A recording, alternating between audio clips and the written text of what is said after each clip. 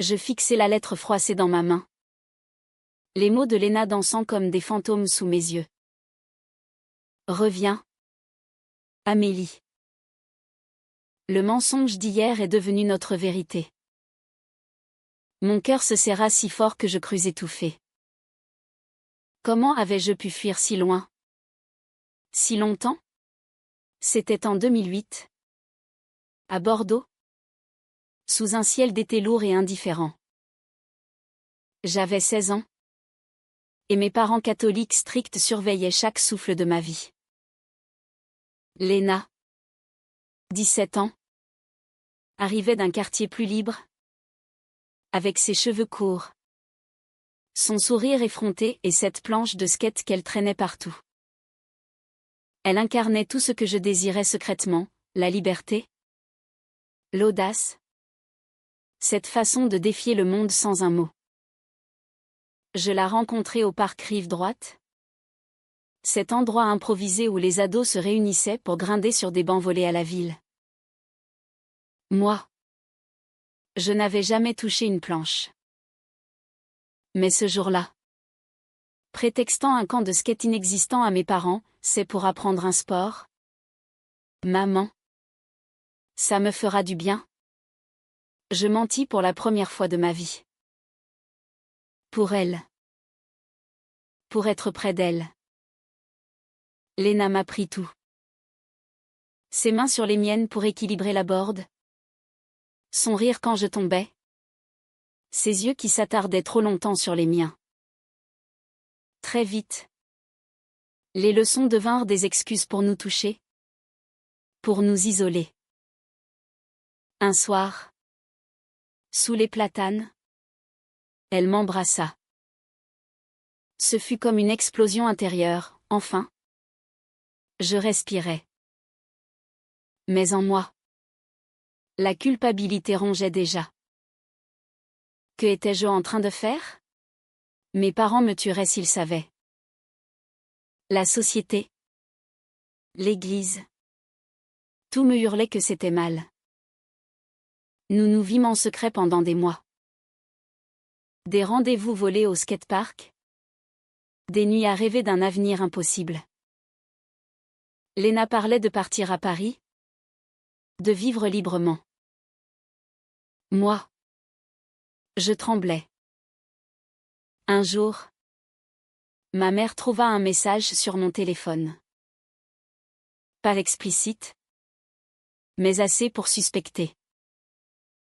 La confrontation fut terrible, cris. Larmes. Menaces de pensionnat religieux. Tu vas au camp de skate cet été. Et ensuite, on t'enverra chez ta tante à Lyon pour t'éloigner de ces mauvaises influences. Je n'osais pas avouer la vérité. Au lieu de cela, je rompis avec Léna par une lettre lâche. C'est fini. Je ne peux pas. Pardonne-moi. Je partis vraiment pour ce prétendu camp. Mais seul. Le cœur brisé. Et quand je revins, Léna avait disparu. On disait qu'elle était partie à Paris avec sa planche et ses rêves. Les années passèrent dans un brouillard. J'étudiais le droit à Bordeaux pour faire plaisir à mes parents. Me marier avec un homme convenable. Une vie rangée. Mais intérieurement, je mourais. Chaque nuit, je revoyais son visage. Le mensonge du camp de skate était devenu le symbole de ma trahison envers moi-même. J'avais choisi la sécurité. Et perdu mon âme. 20 ans plus tard, en 2028, j'habitais Paris depuis peu. Pour un poste dans un cabinet d'avocat. La ville m'étouffait encore plus qu'avant, trop de souvenirs potentiels. Trop de liberté que je n'osais pas saisir. Un soir d'automne, en marchant le long de la Seine, près du Pont-Neuf, je vis une silhouette familière sur un spot de street skate improvisé.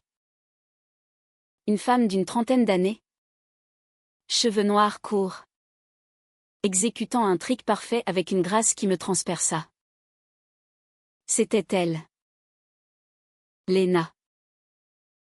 Je restai figé. Le souffle court. Elle descendit de sa planche. Essuya la sueur de son front. Et nos regards se croisèrent. Le temps s'arrêta. Elle pâlit. Puis un sourire amer étira ses lèvres. Amélie. Ma voix trembla. Léna. Nous nous approchâmes lentement. Comme attirés par une force invisible.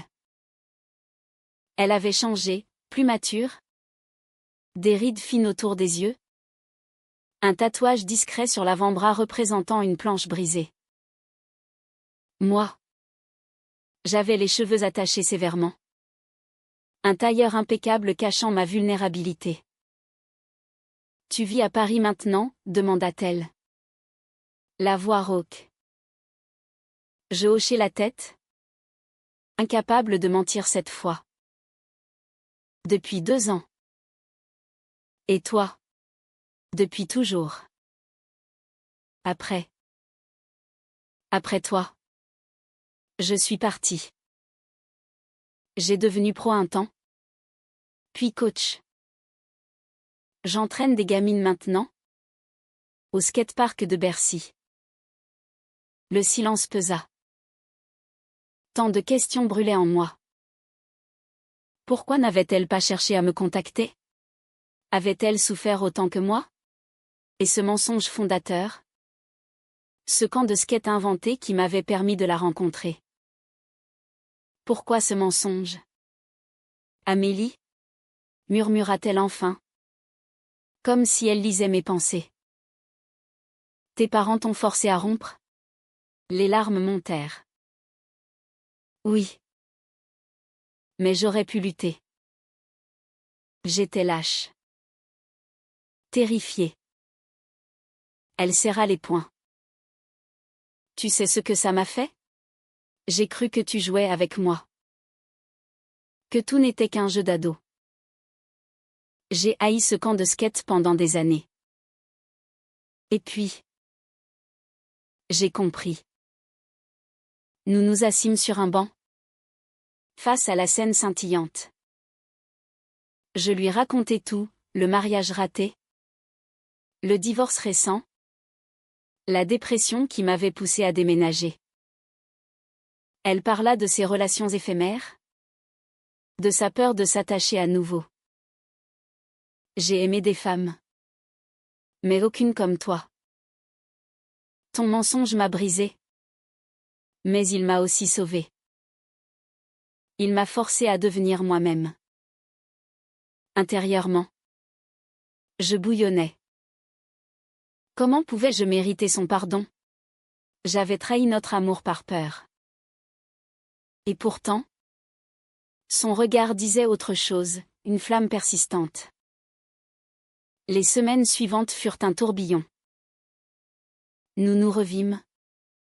D'abord par hasard, puis intentionnellement.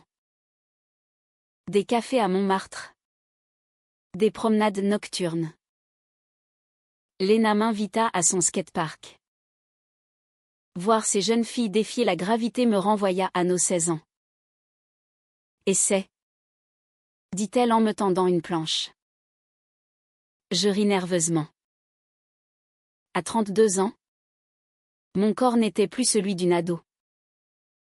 Mais je montais, chancelais, et tombais dans ses bras.